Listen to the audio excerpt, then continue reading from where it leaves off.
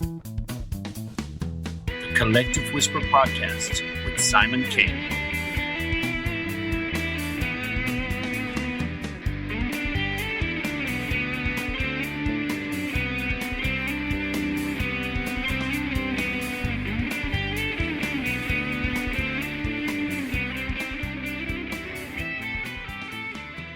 Hello, everybody, and welcome to this episode of the Collective Whisper Podcast. I am your host, Simon K, and it's great to have you back again to listen to a wonderful episode with a wonderful guest. But before we get to that guest, we'd just like to remind you, please subscribe to the show, please follow, and please share with your friends. Always a great story in all of these podcasts for someone you may know. Okay, moving on to this week's guest. This week's guest is Dr. Jennifer Anderson, MD. Dr. Jennifer Anderson is a Metis physician born and raised in Winnipeg, Manitoba, Canada. She graduated from the University of Manitoba in 2011 and completed her residency in family medicine. Her journey into the world of cannabinoid medicine began 4 years ago when her son, who suffered from intractable epilepsy, failed all conventional treatments and she had no choice but to close her practice. Witnessing her son seizing multiple times per hour, Dr. Anderson knew the situation was dire. However, after trying CBD as a last resort, she was amazed to see dramatic results, and her son's condition began to improve. He had been seizing 3 to 4 times per hour, spending most of his time in the hospital due to chronic lung disease caused by aspirations and seizures. But since the CBD trial, he has thrived, and for 3 years there have been no hospital visits for seizures. Inspired by this transformation, Dr. Anderson decided to explore cannabinoid medicine further. Since 2017, she's been working with patients of all ages who have exhausted all other treatment options, giving them the opportunity to explore the benefits of cannabinoids. The results have been nothing short of amazing. Dr. Anderson is now dedicated to advising patients, colleagues, and the industry about the potential cannabinoids. The documentary, Anything Can Happen, sheds light on Dr. Anderson's personal journey with her son Nicholas, who battled intractable epilepsy and found hope through CBD oil. The film also showcases the challenges faced by other children under Dr. Anderson's care, including Vincent, Emma, and Levi. It is a powerful, moving story of love, compassion, and dedication amidst a medical establishment often focused on the politics of cannabis rather than the well-being of patients. Dr. Anderson has also contributed an essay titled You Can't Stop the Waves, but You Can Learn to Surf to the book Courage in Cannabis. This compilation of stories written by doctors, lawyers, patients, caregivers, entrepreneurs, and activists aims to inspire and motivate others. The book shares tales of courage and determination as individuals choose cannabis as a life-changing option despite its previous illegality throughout North America. Apart from her written contributions, Dr. Anderson has appeared on numerous podcasts and TV shows, including Montel Jordan, spreading her message of hope and healing through cannabinoid medicine. Dr. Anderson's passion lies in helping patients of all ages globally access the support they need. She firmly believes that education should be available to everyone, regardless of location, empowering individuals to make informed choices about their healthcare.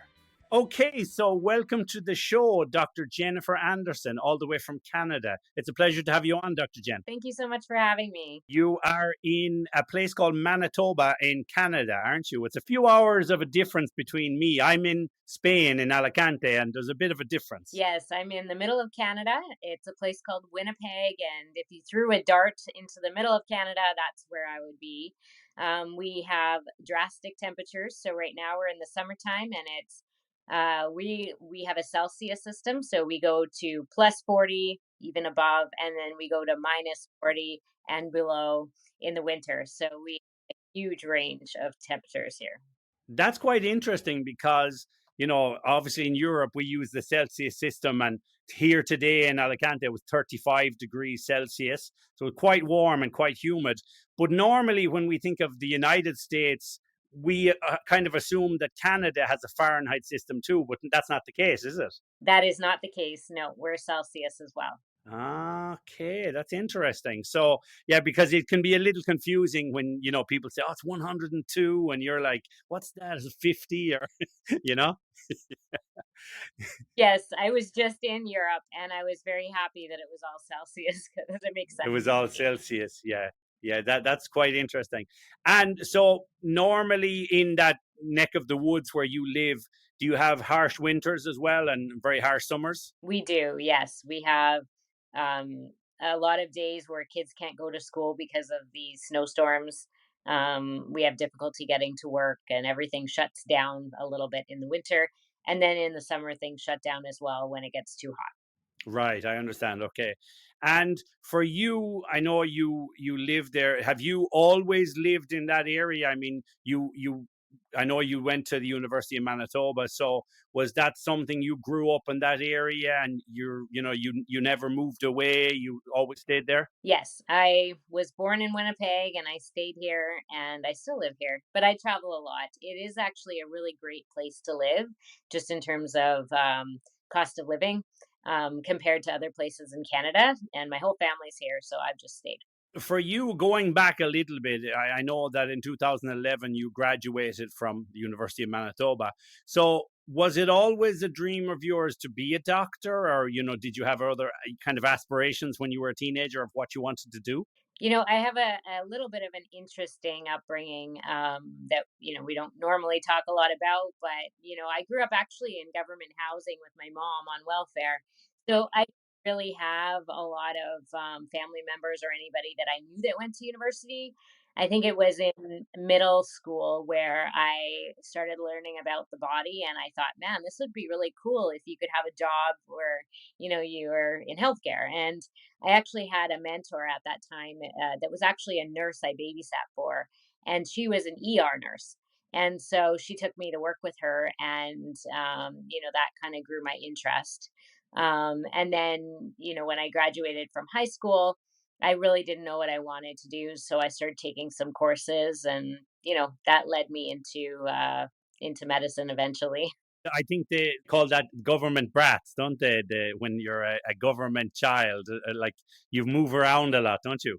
Yeah, we did. Yeah. Here, you're never guaranteed government housing. So from the time I was born until probably about 12 was lots of different places. So Do you think your childhood affected your decision to go into medicine in that way? Because sometimes how we grow up, and whether it's the traumas of that or the joys, whatever you have, can affect and what you want to become in later life. So do you think there was a period when you were younger that something was instilled in you to become a doctor? no, Um, no, not at all. I do know though now that my upbringing really makes me into the doctor that I am today. In many different ways. I relate to patients very differently, and I think it took a while for me to grow into that because initially in med school I felt so out of place. A lot of my colleagues grew up in very different situations with families that were doctors, and I didn't. And a while for me to sort of find my place in medicine.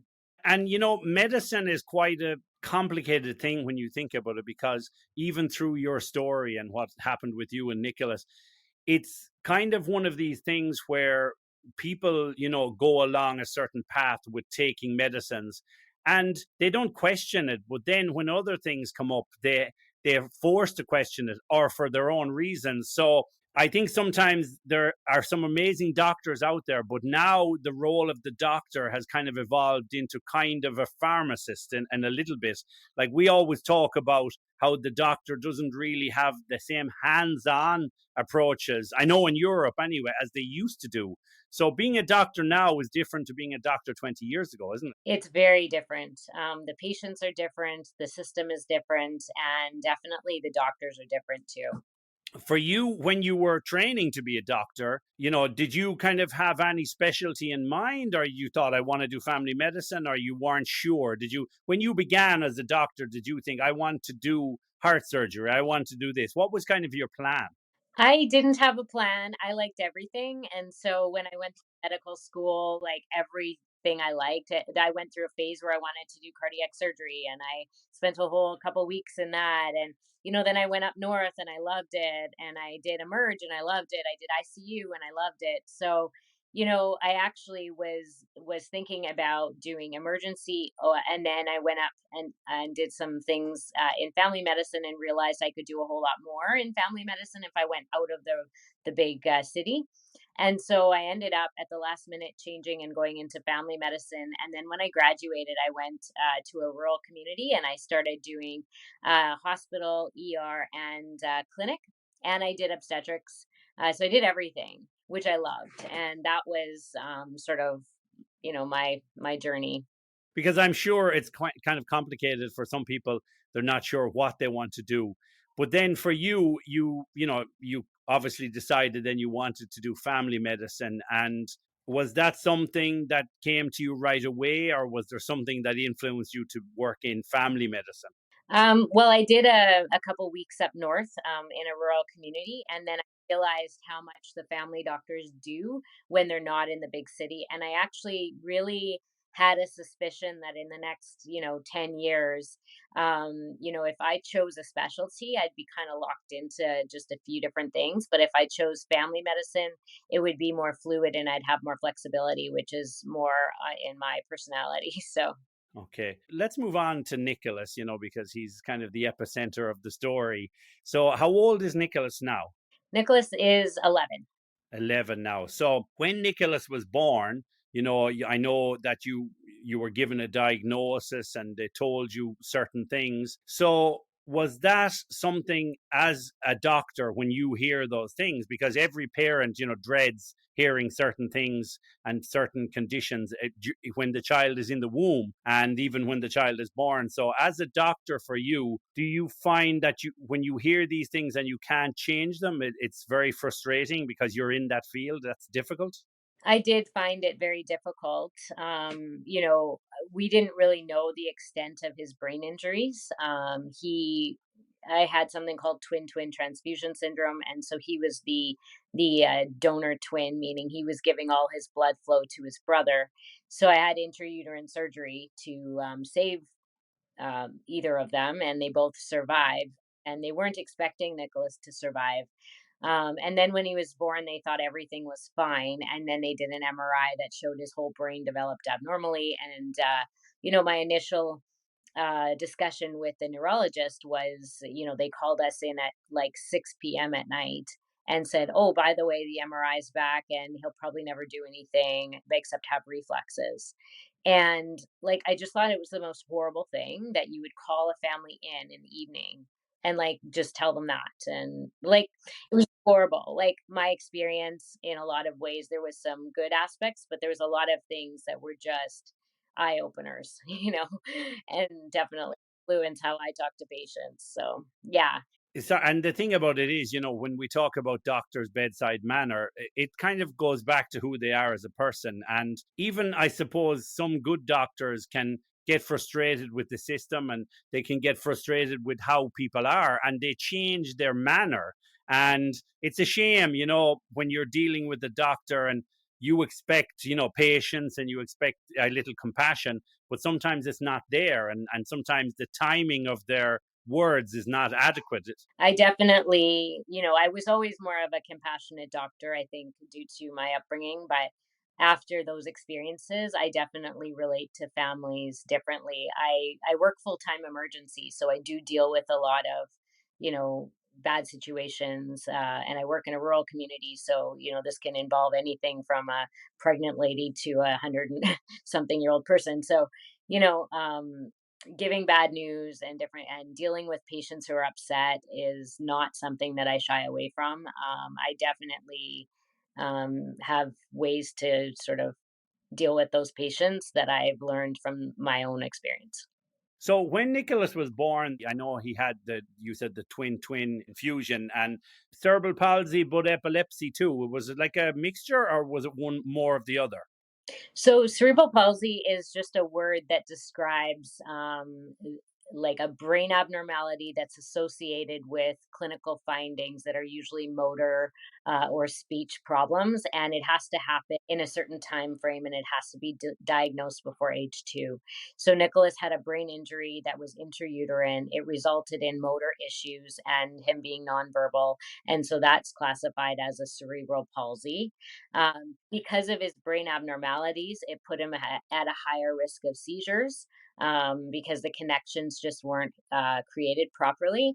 And so when early on, we know now that he was having seizures around 6 months of age.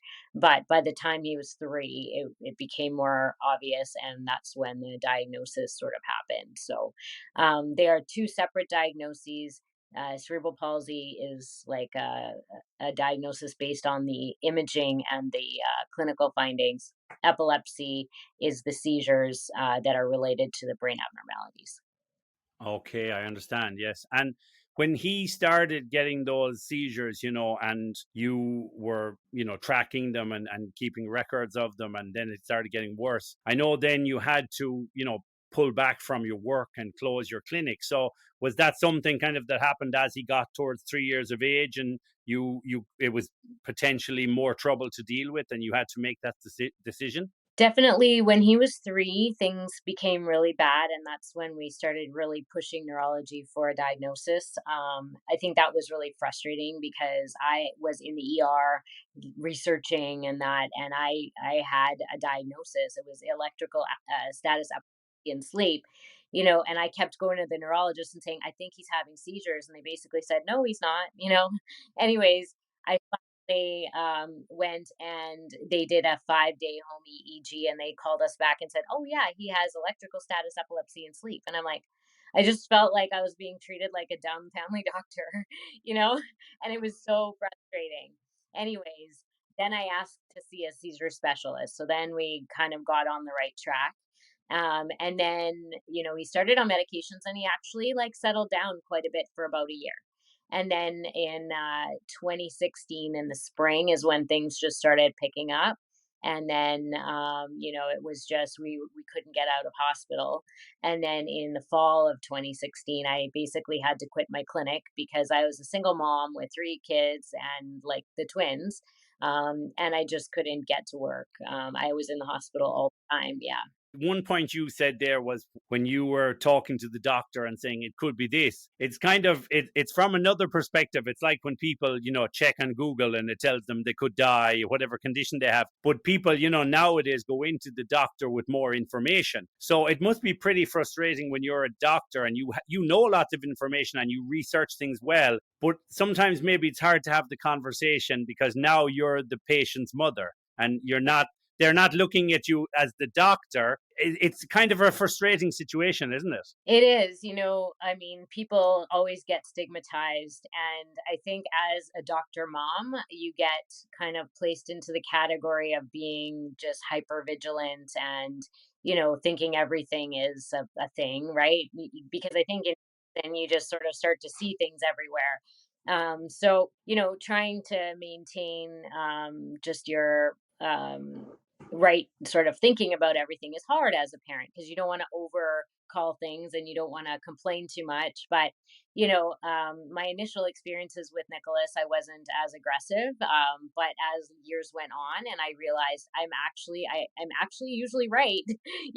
There's something wrong and I've said there's something wrong Yeah. and they keep telling me there isn't, but I was right and the neurologist was wrong. Like, and I just got more and more frustrated with the system. And so then when it came to cannabis, I was like, no, like, you're going to kill my kid and I'm not going to let you. Like, and I was like, I'm going to do something. yeah, this is a plant. And if you have a problem with it, then like you got a problem with me because like I was so done. Yeah, I think what it is sometimes, you being a doctor yourself, doctors do all the training, and then for some doctors, it's very hard for a patient to tell them what they think they could be because they're kind of like, well, what do you know? I'm the one that did the training, and I think that's hard, on both sides because the patient might have a very good point. I read something the other day about a woman who told her doctor, she was having these strange feelings in her stomach or something, and he was telling her it was one thing, but she was convinced it was another. And after 4 months, she found out she was right, but it was cancer that had moved on by 4 months. So, as a person, as a patient, as a doctor, when someone's telling you what you feel in your gut, it's really difficult, isn't it? And you kind of, you have to push, you have to be strong, and you have to say, I don't care what you say, I want a second opinion or I want you to check again. Yeah, and honestly, like now I deal with a lot of families and I see that their journeys are very similar to mine and it's scary. And they all feel really bad pushing. And you know what? I'm always the first one to say no. If you think there's something wrong, there's something wrong. And even when I keep the residents in emergency now, I'm like, if there's a parent here that thinks there's something wrong, you really better be sure there's nothing wrong. Like, I think that there's something in a mom that knows if there's a problem with their kid. It's just there's something to that, and I don't think we should ignore it. for you, when you were told, because one thing that struck me is very powerful in that documentary, when they were kept asking you the question about resuscitating him, that's a very hard and powerful question to ask a mother or father, is to say, do you want us to continue? Do you want us to? And you're kind of, the first reaction is, well, of course. I mean, of course. But then they're like, yeah, but maybe he won't have quality of life, and this kind of thing. So when you get to that situation, it's kind of like Russian roulette, isn't it? It's you're like, there's no other option but to fire the gun. And for you, like when you got to that last resort where you did try the CBD, I'm sure your mind must have been going crazy. Like, you're in medicine, all the available options to you don't seem to work. So what the hell do you do? No, it was definitely, we went in and like Nicholas at that time was just going in and out of seizures all the time. And it wasn't, they're not full like grand mal seizures. They're like, he's present, he's not, he's like choking. Like he had a lot of like choking and vomiting seizures, and like you never knew if he was really there or not. And his neurologist said, look, like we're going to have to talk about whether you want him resuscitated. And so, we had that conversation, and I don't actually remember anything but those words. I went home, and that's when I quit my job, because I thought, you know what, I'm not going to go and like go to work and my kid's going to die, right? And then I started going online and looking for anything, and that's how I found the story of Charlotte Figge. And at that point I went to my neurologist, who was great. Like, this is a new neurologist.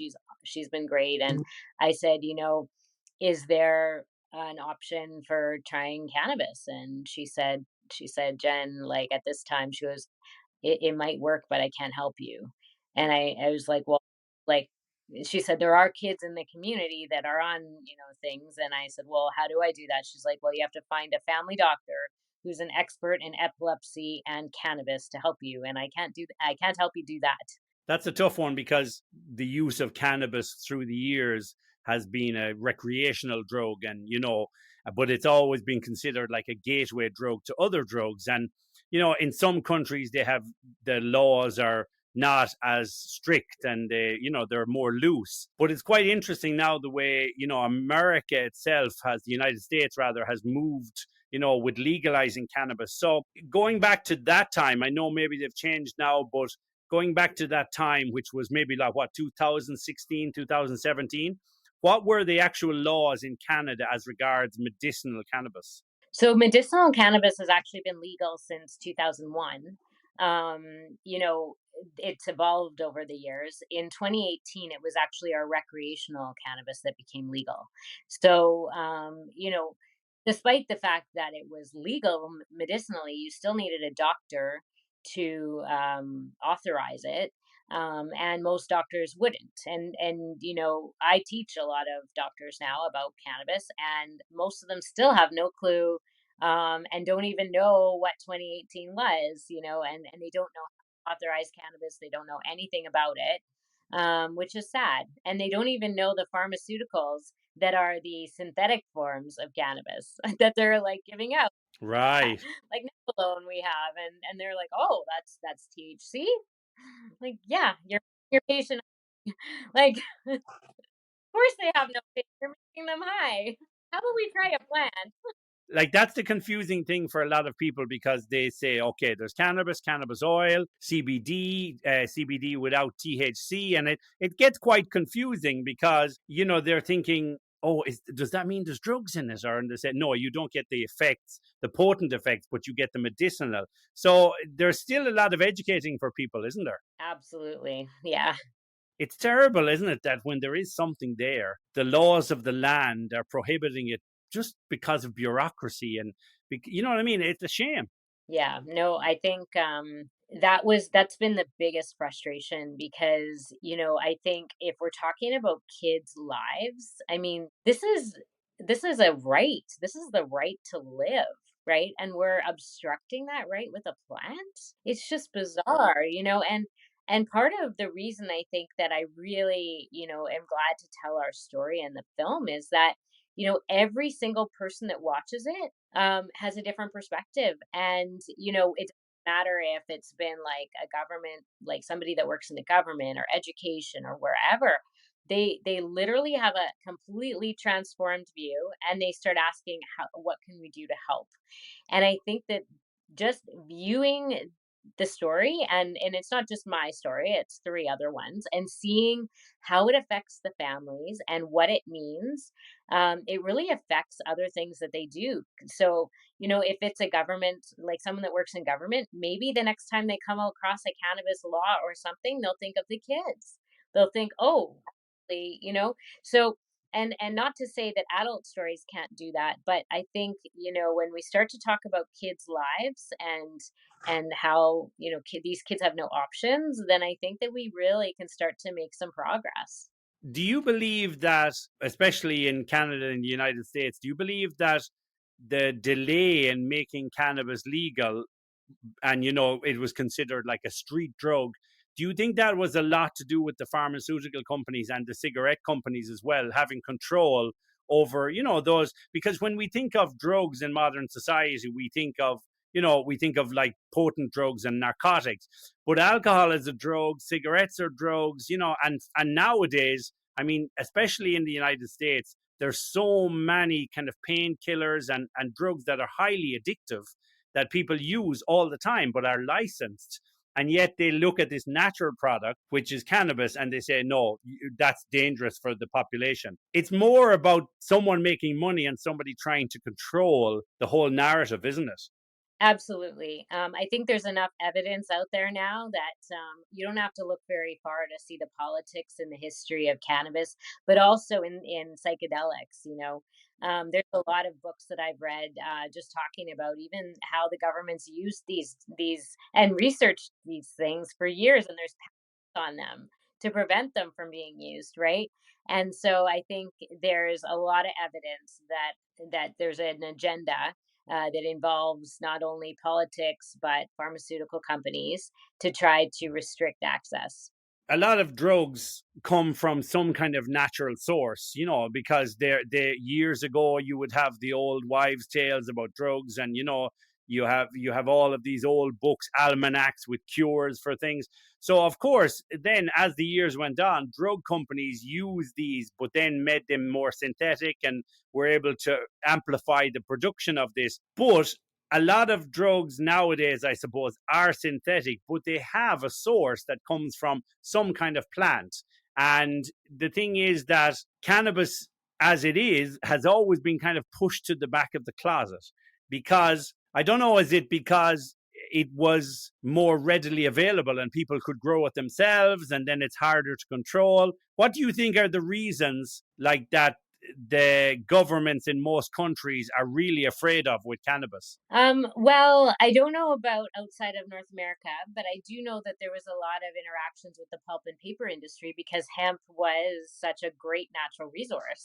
And I think that hemp can be used for almost everything, and I think that the paper industry was really threatened, and there's a lot of, Okay. about that interaction. Um, but I think there's like tons of layers to that, and I'm not sure about other countries and why things have been restricted in, like, say, Europe, for example, other than just the stigmatization of it. So let's go back when you were at that last resort and were facing Nicholas dying and being asked, did you want to resuscitate him? So for you then, when I think in the documentary, you a friend introduced you to give you some CBD as well. So was it something that you thought, I'm going to just try this, but I'm not knowing what the effects would be? And how amazed were you by the effect? You know, to be honest, I was just at the end. I didn't actually think it was going to work. I went and, I had a friend who'd been, because at that time, no one looked at it. It was a hemp product. I had Charlotte's Web and it was a hemp product. And, it was being moved across the border a lot. A lot of people were using it. My friend was using it for her autistic child, and it wasn't really helping. And so, I started to talk about the fact that I would wanted to explore cannabis on my blog. And she messaged me and said, you know what, Jen, I have a couple bottles. Like, do you want to try one? So I think I paid like $200 for this like little 30 ml bottle. And I got Yeah, they're very expensive. Yeah, I had no clue how to dose it, but I literally gave him 1 drop, in his mouth because I was worried. I didn't know what I was doing, and I had no guidance, and he slept the whole night, and, I mean, I was checking on him all night because he never slept the whole night. I don't remember the last time we slept. And the next day he had seizures, and I didn't really think much of it, but, 2 more nights in a row, he slept the whole night, and then it started to become super obvious that there was a change happening. And it was probably, yeah, in week 2 that people started mentioning. And even I had a respite person, and she was like, "Jen, like, there's something different. This is actually making a difference." So, and his daycare was like, "Well, what are you doing? Like, why is he different?" Anyways, and so, I mean, I went and I called neurology because they told me, just let us know if you start it. So I phoned them and I said, "Okay, like, this is happening. He's not seizing. Like, he's not up at night. He's a different kid. He's brighter and he's interacting with the kids at daycare." And everyone's noticing a difference. And we didn't stop anything else. Like, we didn't, he was still on his seizure medications, but he like came alive. Cause I know a lot of parents feel the same way, that the kids on seizure medications, they kind of become zombies. They're so not present. And it was amazing how he just almost woke up and he just became present, and without stopping anything else. And so, yeah, and then neurology's answer was that, they're like, "Well, who's giving it to you?" And that started a issue, right? So anyway, and that's all they cared about. They only cared about like whether or not I was giving it to him legally. So yeah.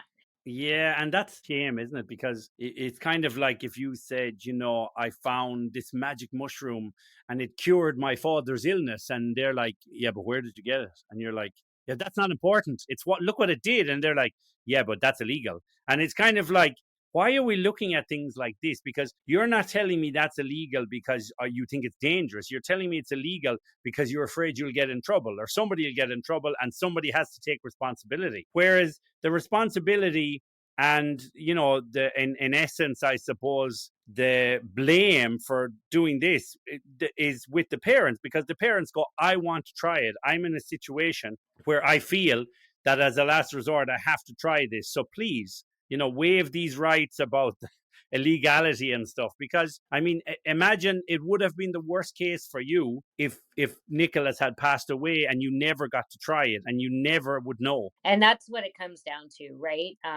It does not work for every kid. But should we restrict it when they have no other options? And I always thought that if a parent's going to bury their kid, they need to exhaust every option that's reasonable. And cannabis is totally reasonable. And I think from early on, like, I grew up in an environment where there was a lot of drugs. I mean, my neighbors were always smoking weed, and but that was like the benign sort of drug. My neighbor's mom died of a heroin overdose when my friend was like 8, right? Like, you know, those were the hard drugs. So, what I've noticed with, when I went to med school and that, is a lot of doctors have no interaction with any drugs. So they don't even anything to base it on. Whereas I was like, this is just weed. Like my brother's weed, like, and they for their back pain. And, like, it just wasn't foreign to me. So then I was so frustrated that they were restricting something that was obviously really helping my son. And it just made no sense. And I just decided that was not an answer. Like, I was not accepting that. I was just, yeah. And because of the, It's a stigma, isn't it? it totally is. Yeah, now even I remember growing up, and as I'm a musician, you would always be around weed. Someone would be smoking it, and it's a very natural thing, and it never. Of course, you can see the bad side when somebody does too much of anything. I mean, this is the situation. I've known one or two people who, they will tell you even out to this day, and say, "Oh, I used to smoke too much weed," and it was basically them kind of saying they had nothing else going on in their life, and that's just what they did every day. And that didn't help them with that momentum to change their life. So it's like alcohol, it's like any type of drugs. You have to moderate it, and you have to know when is too much. But the thing about it is, weed as a natural drug has been in our society. It's prevalent in all cultures, And why, if the people can use it for those social occasions and it's considered, it's fun, why can we not use it in those situations which are, we know medicinally it works? Absolutely. And if we're going to vilify weed, then why aren't we doing that to alcohol? Because alcohol does so Yes, much more exactly. damage, right? Yeah, of course. And that, you see, it's all the agenda of the companies. They say this drug is dangerous and it's a gateway, but this drug is okay because it's just a relaxing drink with your friends and family. They don't talk about the overexposure to alcohol, the advertising, all of these things. So it's something, yeah, that society has a lot to be blamed for as regards, what is acceptable, what's not acceptable, the stigma of using certain drugs. And nowadays, I remember no, it was last year actually, I did a podcast on the cocaine culture in Ireland amongst young people. And it's amazing how much that cocaine culture has moved into the rural areas. So you have young farmers and housewives doing cocaine. And the thing about it is, it's not that you can stop them. Like in America right now, you have a huge fentanyl problem. It's to educate people, it's to tell them what bad things can come from it, or how to do it properly, how to get help if you go too much. So I think with anything, with cannabis, with drugs, with alcohol, it's all about education, isn't it? Absolutely. Because, I think the biggest gateway drug is actually like Tylenol 3s and morphine. And Wow. know Yes. who's giving those out?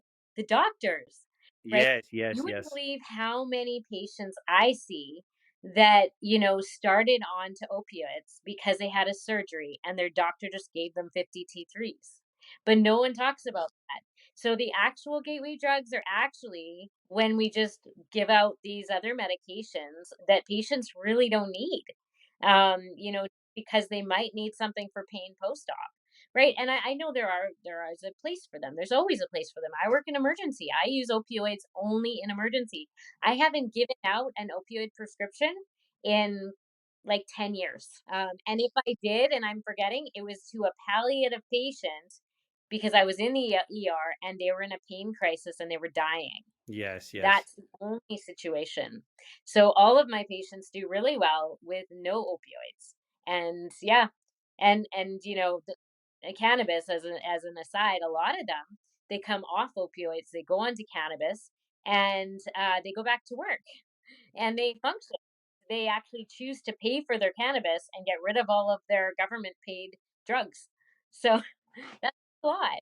It's amazing, isn't it? Because that term gateway drug always looks at going into, like, if you imagine a gateway going into a field, it's like that gateway is leading into harder drugs. But they never talk about it, the gateway leading out of the field. They never talk about how it also can get people off those other things. Because nowadays, I think what it is, people know if I'm on all these opioids and different drugs and I use cannabis, they're probably going to use it in a much more educated way, yeah, to help them wean off whatever they're using before. So then, when you noticed the change in Nicholas and then it started, you probably then thought to yourself, okay, so I see a change in him, but how do I make this like a regular dosage? How do I do it in such a way that I know how much I'm giving him every week? Or how did you learn more about this kind of thing? Did you have to educate yourself, or were you able to get in touch with experts in this field?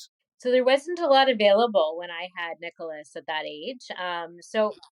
I basically carried on with my one drop of Charlotte's Web twice a day for a few, and it actually worked really well.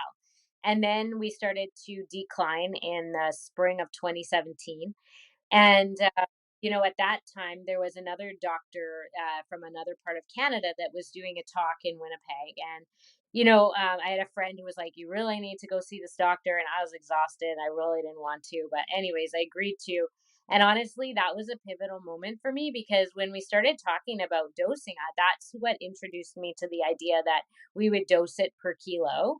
And we actually started putting it through his G tube because we felt like it would be better absorbed and mixing it with some of his formula because he used G-tube fed formula. So anyway, prior to that, the weeks leading up to that, we were in the ER a lot, and he was turning blue, and just we were just spiraling again. And the doctors had tried a lot of different things, and he was getting loaded with this and that. And then the minute we switched everything and I redosed him through his weight and put it through his G tube, everything stopped. And so, up to that point, I had been asked to maybe see some kids at a local clinic, and I'd said no. Like I'm taking my risk on my own kid. I'm not gonna like. I need my license. I gotta pay the bills, right? Um, anyways, and I didn't have it all figured out. I wasn't gonna play with other kids, so anyways, after that, I started rethinking everything and I thought, you know what? This could work.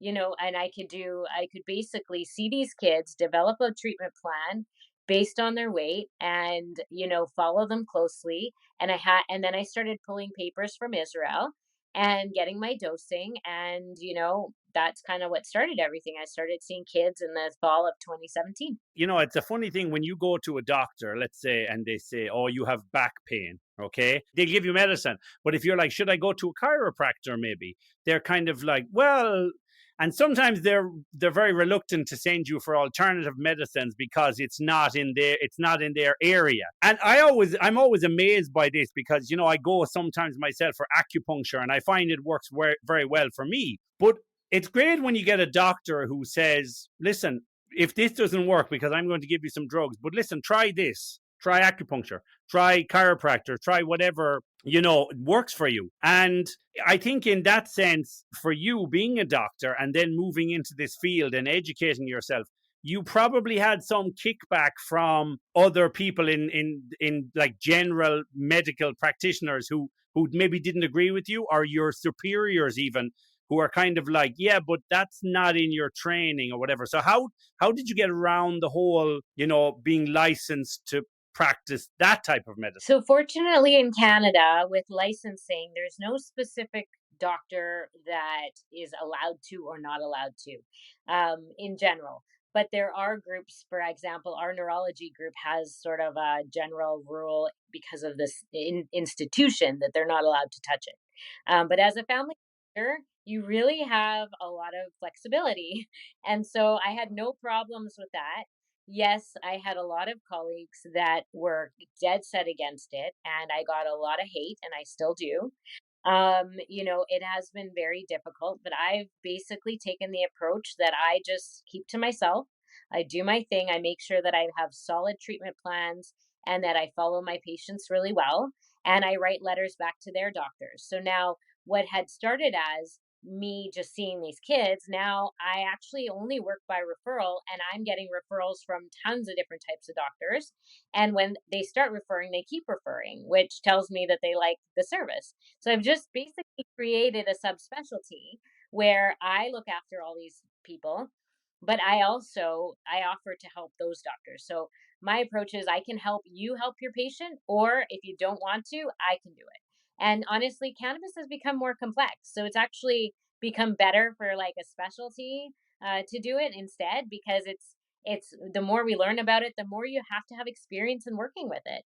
And so that's what kind of what I've done. But yes, I've had a lot of hate to work through, and it's just comes with the territory. But I think because I grew up differently, my whole like career has been different. I know at the end of the day that what I'm doing is making a big difference. My patients love it. My days with my patients are the best. I see all the patients everyone doesn't want to see, all the chronic pains and everything, and they get better and they come back and they're so excited, and I feel so regenerated and just like energized when I talk to them. Yeah, so That's really nice. And the great thing about that is because, you had your regular medical career and all of the education and the training you've done afterwards has been added onto it. So it would be a great thing for modern young doctors who are training right now. And I don't know if this is happening or it will happen, that they would add this training into the syllabus. Because, I suppose being a doctor, you're trained to examine and then to make a diagnosis and to dispense or to prescribe drugs they may need. So why not being able to prescribe CBD oil? Why not? It's a medicine, no? absolutely. And actually I do a lot of the teaching for the residents and other doctors constantly kind of doing different things. And being asked to do ground rounds and things like that for lots of the specialties too. So it is happening. It's happening here. And I think in a few other places in Canada as well. But and the residents want it. They love our sessions because I bring all the different kinds of weed and we talk about this and that and we talk about what is a gram joint. This is one. And I let Wow, them like wow. see it all. I'm like, this is what it is. It's a plant. Um, Yeah, yeah. they're just like, oh my God. Because we talked earlier about the stigma, of people smoking weed, and I've heard people say they'd say, "Oh, I'm taking cannabis," and someone might say, "Oh, you're smoking the doobies," and they'd say, "No, no, no, no, no, it's medicinal. It's in a jar, it's oil or whatever," and they're like, "Oh, and." But so you wouldn't smoke the joints, and they'd be like, "Oh no, no, no, because of course they feel like there has to be a difference in one. One is recreational, and the other is medicinal. So how does that kind of world mix in now? Because do you get patients who say to you, "No, no, I want to smoke it," or do you get more patients who want to take it by drops and so on? Well, I get like I guess because things have changed in Canada and now recreational is legal, you know, initially it was, patients that, weren't using at all. But now we get patients that are smoking and now they're asking about how to use it more medicinally. And generally people that are smoking weed, a lot of them are using it for a purpose, like either for pain, depression, sleep. Or to go to sleep, or yes. Yeah, so a lot of times now my practice is more bringing, like working with patients, figuring out their goals, and trying to help them achieve that with health, like risk reduction. So a lot of times introducing oral products to try to reduce the smoking, right? But a lot of times patients are going to get and try some cannabis before they come to me, and then they ask their doctor, and then we kind of work together. But the recreational legalization has really allowed people to not have such a stigma about trying it because there's like dispensaries everywhere.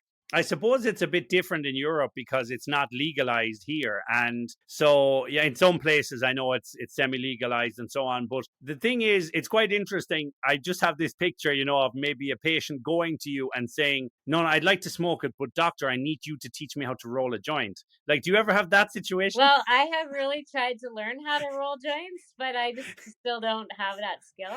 Yeah. And I've never really had to teach anyone how to roll a joint. Most of them know how, so yeah. Yeah, that would be an interesting one because you're like, well, maybe that's not in my job spectrum. Maybe you need to go to the dispensary or buy a rolling machine. But you can see, obviously, the humor in this aspect as well, because looking from different perspectives, because now, because it's legalized, it's easier to talk openly about it. But you see in Europe and other countries where it's not legalized, people have to be very careful with the medicinal side of it, or it's like you couldn't go to the doctor and be saying, "Oh well, no, but I'd like to smoke it," and he's like, "Well, no, no, you should take it as CBD drops," because for them they're kind of limited when it's not legalized in the country. They're limited by what they can say too, aren't they? Yeah, I mean, I don't work in those systems, but I do see the frustration. Yeah, I think having the legalization has been pivotal, because I think my approach even has changed. I don't tell people to stop smoking. I know that's probably people hate that, but I don't because I mean, does that help with anything? No. Like tell someone to stop drinking, tell someone to stop. Yeah. But I do encourage other forms. And what I do is a lot of them they come back and they're like, you know what, I really don't want to I don't want to harm my lungs, so I'm going to really work towards trying more oral. With the documentary, anything can happen. So where did that idea come from to make the documentary? Did the filmmaker approach you, and then, or was it your idea? Or tell us about that process. So when we started seeing kids in 2017, I was terrified. Honestly, I was worried about losing my license, but at the same time, I couldn't say no to these parents because if they were like a Nicholas, like I was going to be saving these lives, right? And I just I couldn't allow other families to not have an option because I didn't have an option, and I was pretty much the only person that could provide that option. So we started doing that and we started seeing them get better and they were dramatic. Like some of the kids were stopped sneezing and they'd been everywhere. They'd been on tons of medications and they just changed. And autistic kids started just becoming better. And actually, one of them is in the film. That was one of my pivotal kids that was just so striking. He was not functional. And like the mom wrote me this big letter, and I was in tears. Anyways, so the manager of the clinic that I was in, she was like, we really got to tell these stories. And so, anyways, randomly, she knew somebody who was doing getting into film production and had worked for the news and different things and was looking for a project. And so anyways, we kind of just met, and we met over beers, and I told him kind of about what I was doing and our idea and stuff, and I didn't really think much of it. I didn't know if he was excited about it or whatever, but anyways, decided he was going to come out to our cottage and meet again. And he came out, and he was like, had the whole plan. He had everybody all lined up, and no, he was so excited. And honestly, I couldn't have asked for a better person to do the film.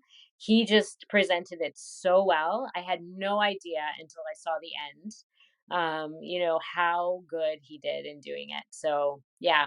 Yeah, no, he did a good job. It's really good, and it's it gets the message across, and these kind of movies are hard as well because you see what parents have to go through, but then you see there is a light at the end of the tunnel. So it was nice. I enjoyed it, and from that documentary, I'm sure it opened up lots more doors for you as well as regards you know other people wanting to hear your story and other people's story from the documentary. I know that it's in a lot of film festivals and everything. So, how have the responses been to the movie so far? The responses have been amazing. I think it's just been trying to get it out there that's been struggles. So it was in a lot of the film festivals last year.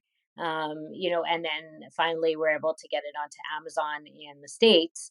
Initially, the plan was to just roll it out in the UK and Canada as well once we got the French subtitles. But then, to my understanding, is that Amazon is really looking to see how popular it's going to be in the States and looking for the reviews and that. So the more reviews we can get and the more people watching it, the more of the chance it's going to be on other in other countries on Amazon. I was talking to Dr. Jen, and we were talking about how European listeners can maybe watch this movie. So, I mean, hopefully, maybe sometime soon it might be released.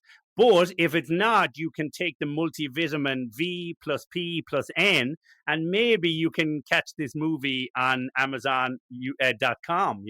Who knows? Because there are ways around things, but we're not going to tell you exactly how, but it is possible to see it. Or just write Amazon and tell them you want it on in the UK. Exactly. Yeah. Yeah. Just that's it. Just kind of put your pen to paper.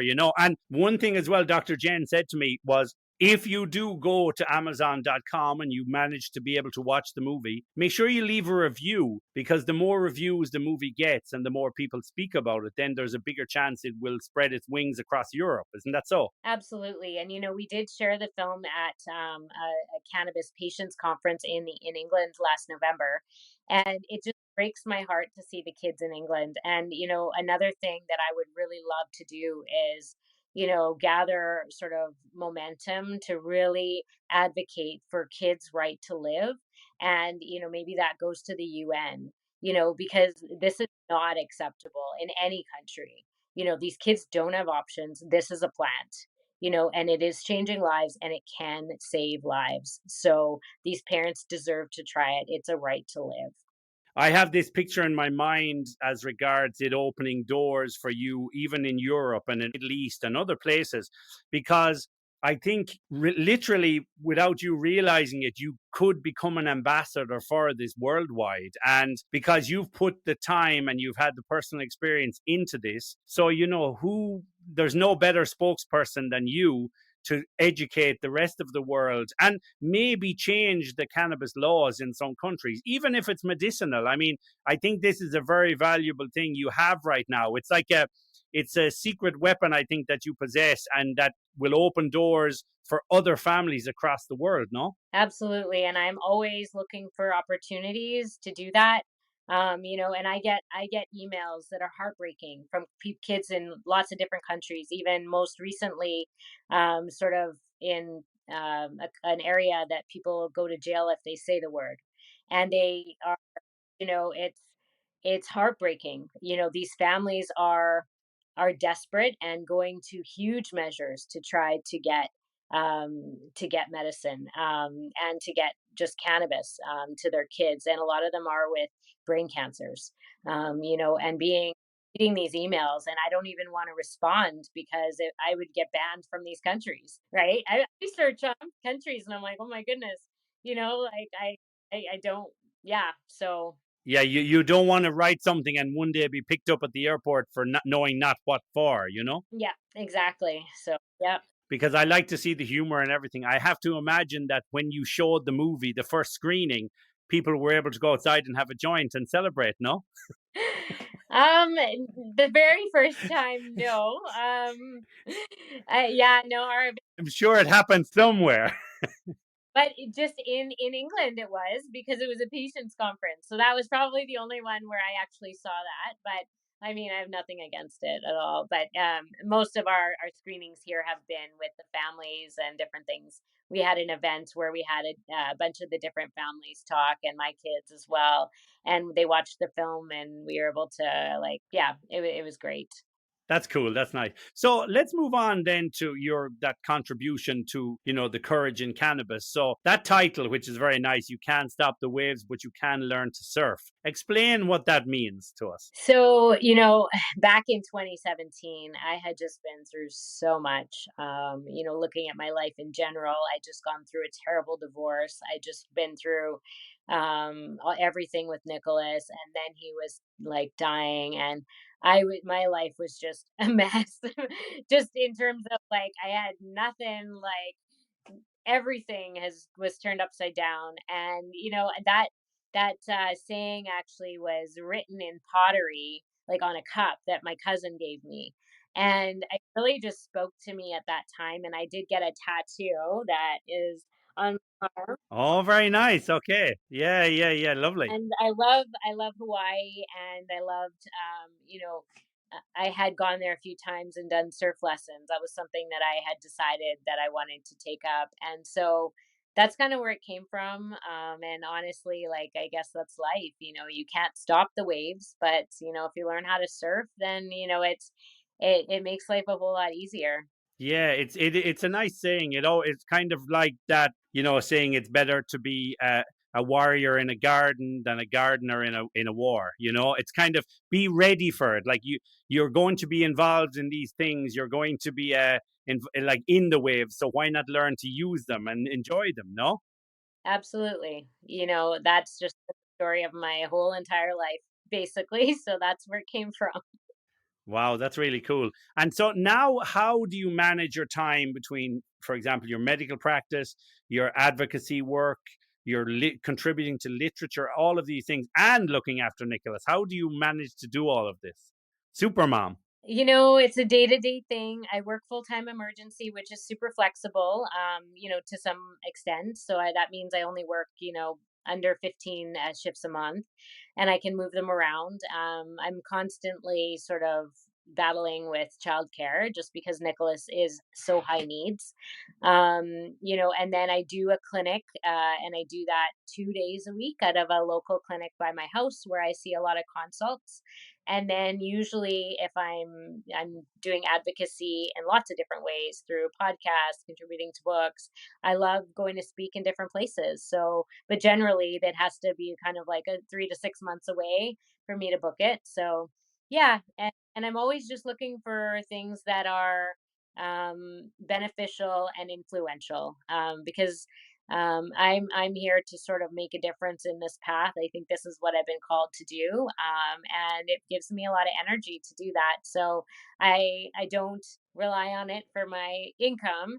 I do my emerge work, but I really focus my energy on just making a difference and asking myself that question all the time: is what I'm doing making the biggest difference? And I'm in a spot right now where I'm reassessing a lot of different opportunities and just looking to see where my voice is and what I'm supposed to do. I know for me, when I saw your story and the work you were doing, that kind of thing interests me because sometimes, I've had other guests on with other issues that maybe they couldn't get their voice heard as much, or the people aren't talking about it in the public forum. So those kind of things interest me, because I'm thinking, even if you can bring that story to another audience, or you can show them what's happening in another country, I mean, those are the things that we need to do. We need to educate people. We need to make them aware. We need to kind of show what's happening in other places. And for me, looking at the work you're doing, I was like, yeah, I really want to share this story with my audience. Absolutely. I really appreciate the opportunity. Yes, it's great. And so when you like look at the future of cannabinoid medicine and general, what do you kind of see happening? Do you think that you're at the peak of it now, or do you think, because it's been made legal, or do you think that it will become a more mainstream medicine in the future? How do you see it kind of progressing from here? I think that we're only at the beginning. There is so much research going into cannabinoids now, and so much more knowledge, even in different cannabinoids. That I think it is really going to take a bigger role in medicine, and other physicians and healthcare workers are not going to be able to run away from it. It is so life changing that the patients speak for themselves. It can changed so many lives. And it's not just this, it's even psychedelics, like, so many plants that have so many medicinal properties. And, lately I've really started to notice that even the patient population is changing. They want more natural things. They want a wide spectrum of things. You're talking about chiropractor and acupuncture. The number one thing that my patients say to me is, "You're not against all that?" And I said, "No, I'm not against it all at all." Because I said, "You know what? We all have different perspectives, and in order for a patient to take care of themselves, they really need all the perspectives. So why would I talk about somebody else who's providing a different perspective?" And what I tell my patients is like, I don't learn about that stuff in medical school. I try to learn about it now, but I think that they have an essential component to contribute, and patients get better. That's at the end of the day, if the patient's getting better and they're happy and they're paying for the service, and they keep going back, who am I to say if it's not working, right? Like, and so I feel when you give patients that, they actually become so much more free to explore things on their own. They actually value your opinion more. And, I just say, I'm just here to help you on your journey. And if that involves, great, I can help you with that. I can help you with some traditional medicine too. And I'm always about helping them explore other things, like bioresonance is big now, acupuncture. I think they're all fascinating. Our bodies are made of energy. So, Medicine is a funny thing, because we talk about the placebo effect, and we talk about all of these things that can change how our positivity is. And so I think there's room to try all of these things. But it's amazing when you look at Nicholas and other children like him, the dramatic change that CBD oil has made to them, and cannabis in itself. It's just amazing, because where you can see you were at the edge of the cliff looking over, thinking there's no way back, we have to go over. And then once you did, it wasn't a fast descent, it was a slow descent, where you got to realize what was good for you. absolutely. I think that's great. Just lastly, then, before I let you go, how is Nicholas now? He's 11 now. So how is he at the moment? How is his condition and everything? He's doing really well. He barely ever has seizures. He does go through little blips, and I actually think that it's probably his growth spurts and stuff. Or if he's tired, just like any kid that has seizures, he'll have them if he's tired or if he's got a stressor, right? He's sick or something, but he doesn't get sick. He was the healthiest. All of us had COVID. The kids with cannabis didn't get very sick with COVID, which is amazing. No, no. Wow. In Europe too, I was hearing when I was there. So, you know what? We spend a lot of time at the lake right now because I've just always focused on that in the summer because, after almost losing your child, that's my highest priority is time with him. Because I don't know how long he has. But no, he wants to like wakeboard and be like out behind the boat. I bought him this board that's like for like, you know, higher needs. Wow. Oh yeah, he's on the back. He's like, I want a wakeboard. I'm like, oh my god, like it's so hard to let him do everything. He actually just did a 1 hour horseback ride, and he was on his own horse, and they trotted, and was able to hold on, and he was actually shifting himself to make sure that he was like proper on the horse, and that's amazing. Like, yeah, like for him to be able to balance and to shift himself is like incredible. Yeah. That's really nice to hear, and it's great to hear he's come a long way. He's progressed, and he's got another chance at life, because when you were considering when he was 4 and 5 and so on, and you probably weren't sure how much time he had left, but now when you see him and he's 11 and he's living life and he's enjoying life, and you can see a really good future for him. That's lovely to see. Yeah, I didn't think he was going to make the next summer. Which is why I jumped, because I thought I was losing him. Yeah. Wow, and that's really strong, because when you look back on that and you see how far both of you have come, whether it's him through his illness and through you through your education, So I want to thank you for coming on. It's been a pleasure chatting to you, and it's lovely to hear about your journey through this. And I hope we can help other people make some decisions as regards what they want to do, and to push in the right direction to make their child's lives better, or anybody's lives, not just children, but anybody who could benefit from cannabis and CBD oil and all of these things. So thank you very much, Dr. Jennifer Anderson, for coming on the show. It's been a pleasure speaking to you. Thank you so much.